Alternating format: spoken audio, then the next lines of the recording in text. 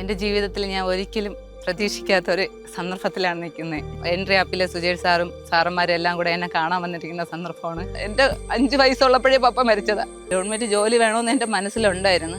ഇതൊന്നും നിങ്ങൾക്ക് നേടിയെടുക്കാൻ പറ്റത്തില്ല എന്ന് എൻ്റെ മുഖത്ത് നോക്കി പറഞ്ഞപ്പം എൻ്റെ ഒരു ഫ്ലെക്സ് ബോർഡ് പോലും ഇത്രയും ജീവിതത്തിൽ ഞാൻ ആഗ്രഹിച്ചിട്ട് പോലും ഒരിടത്തും വെച്ചില്ല. എൻട്രി ആപ്പിൻ്റെ ഗോൾഡ് ബേച്ചിൽ കൺസെഷൻ സാറന്മാർ പെട്ടെന്നതാ വന്നു. ഒരിക്കലും പ്രതീക്ഷിക്കാൻ പറ്റാത്ത അവസരമാണ്. പിന്നെ തന്തിയാനാണ് കാത്തിരുന്നത്, ഒരു ജോലിക്ക് വേണ്ടി കിട്ടുമെന്ന് തന്നെ പറഞ്ഞിരുന്നത്. ഇപ്പം പിന്നെ അവളെ പപ്പ ഇല്ല, വലിയ സങ്കടമായിരുന്നു. കരണ്ട കരയുന്നുണ്ട്, ഇനിയിപ്പോ സന്തോഷമില്ലേ?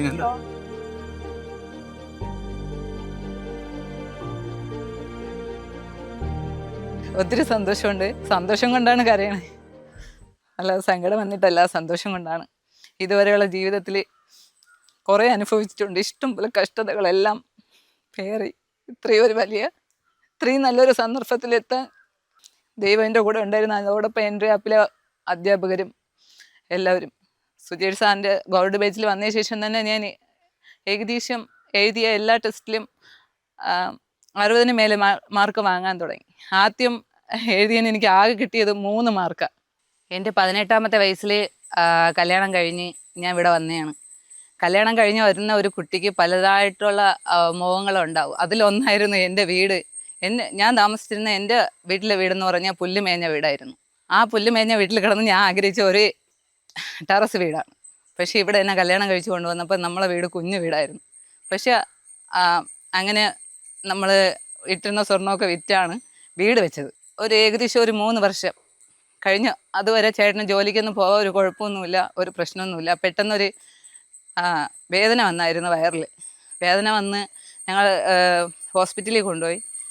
ആദ്യം ഒരു ഓപ്പറേഷൻ കഴിഞ്ഞു.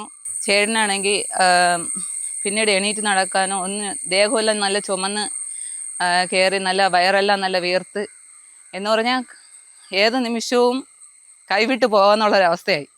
ഒരു മാറ്റവും ഇല്ലാതെ അപ്പോഴും പെട്ടെന്ന് കൊണ്ടുപോകാൻ ഞാൻ മാത്രമേ ഉള്ളൂ. കാരണം എന്ന് പറഞ്ഞാൽ ചേട്ടൻ്റെ പപ്പയ്ക്കെന്ന് പറഞ്ഞാൽ ഹാർട്ടും പ്രോബ്ലമാണ്. വന്ന് ഇരിക്കാനോ ഒന്നുമില്ല. എൻ്റെ മക്കൾ പൊടിയായിരുന്നു. ഓപ്പറേഷൻ ചെയ്ത് കഴിഞ്ഞിട്ട് പിന്നെ നടക്കത്തില്ല. ഓപ്പൺ സർജറിയാണ് ചെയ്തത്. കാല് തറയിൽ ഊന്നി നടക്കത്തില്ല. അപ്പോഴും വീട്ടിലെ അവസ്ഥയൊക്കെ ഒരു പരിതാപകരമാണ്. എല്ലാം മേൽനോട്ടും. അന്നെനിക്ക് നല്ല സങ്കടം ഉണ്ടായി. കാരണം എന്ന് പറഞ്ഞാൽ ഒറ്റയ്ക്ക് വഹിക്കേണ്ടി വരുമോ എന്നുള്ള. ഞങ്ങൾ മൂലം ഈ ലോകത്ത് വന്ന മക്കൾ ഒരിക്കലും കഷ്ടപ്പെടാൻ പാടില്ല എന്നുള്ളൊരു വിശ്വാസം ഉണ്ടായിരുന്നു. അങ്ങനെ പ്രൈവറ്റ് മേഖലയിലേക്ക് ജോലിക്കൊക്കെ ഇറങ്ങി.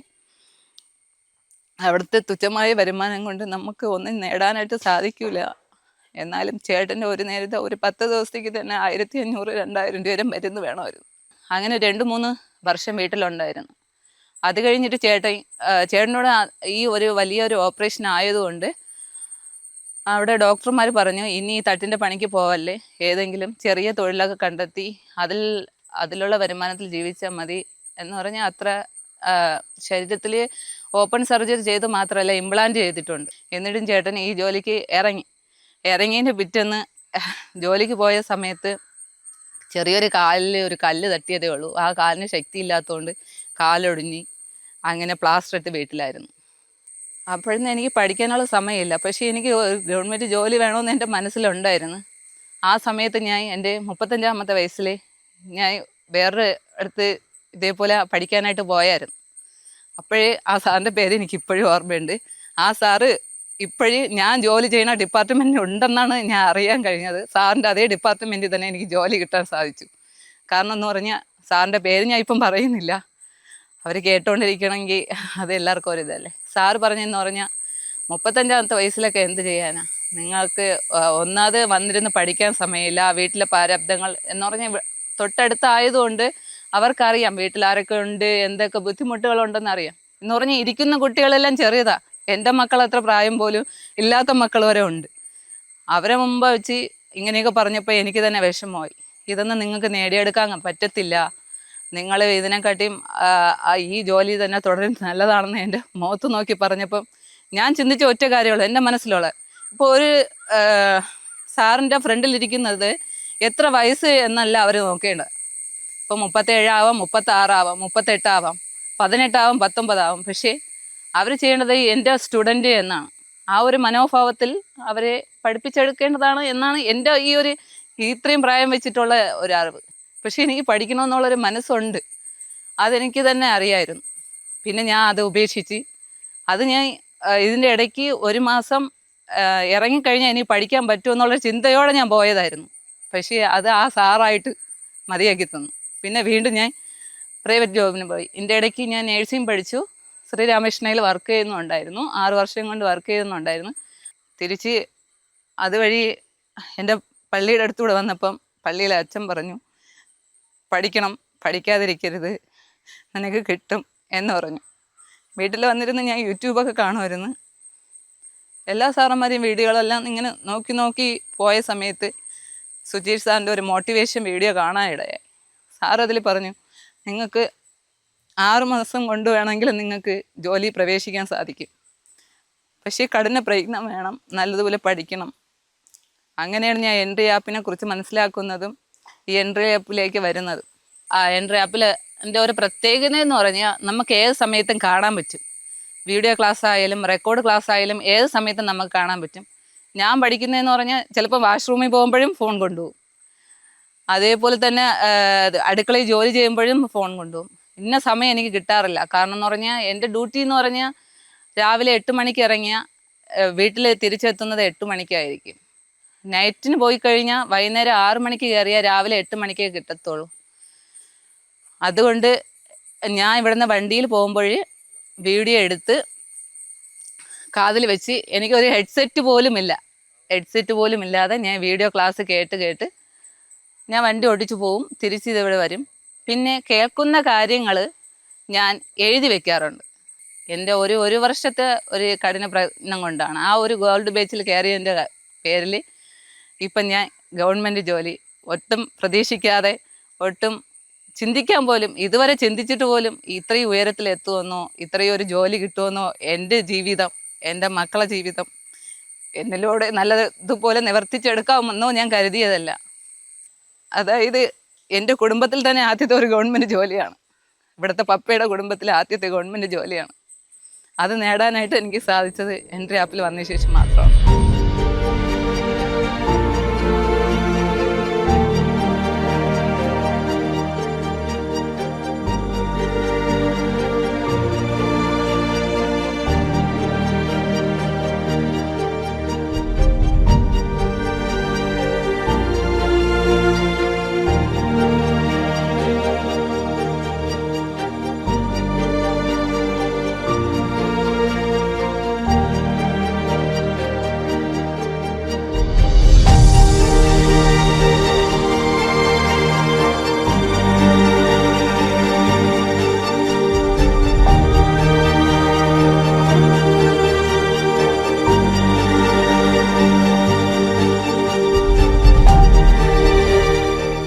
ഒരു ഫ്ലെക്സ് ബോർഡ് പോലും ഇത്രയും ജീവിതത്തിൽ ഞാൻ ആഗ്രഹിച്ചിട്ട് പോലും ഒരിടത്തും വെച്ചില്ല.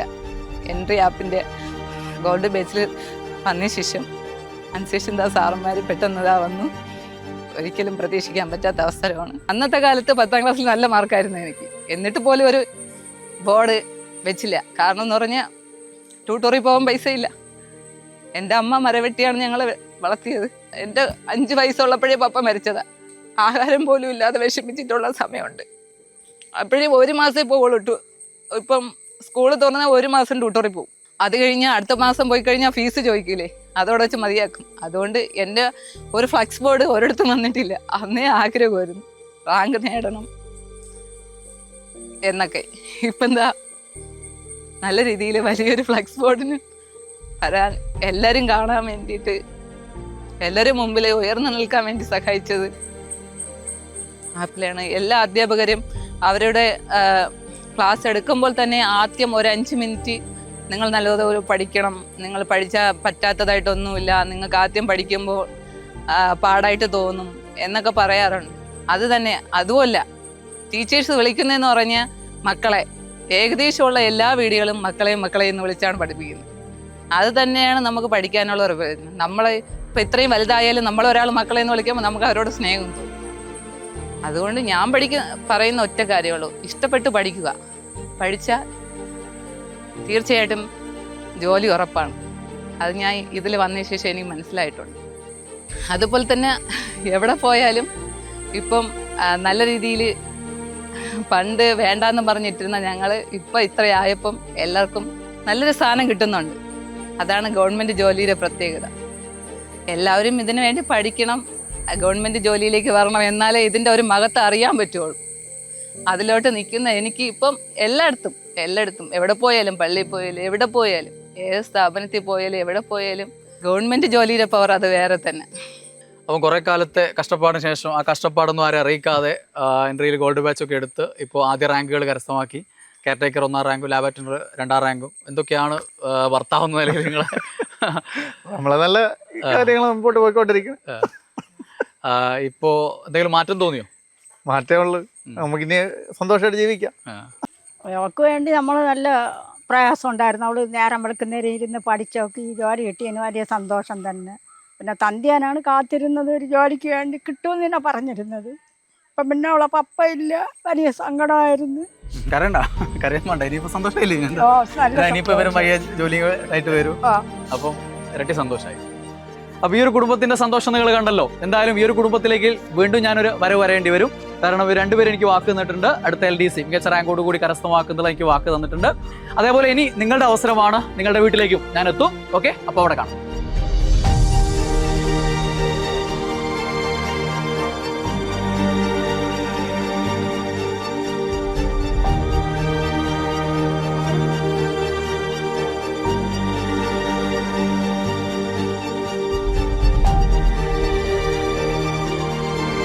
അടുത്തത് നിങ്ങളോടൊപ്പം നിങ്ങളുടെ നാട്ടിൽ ഇതേപോലെ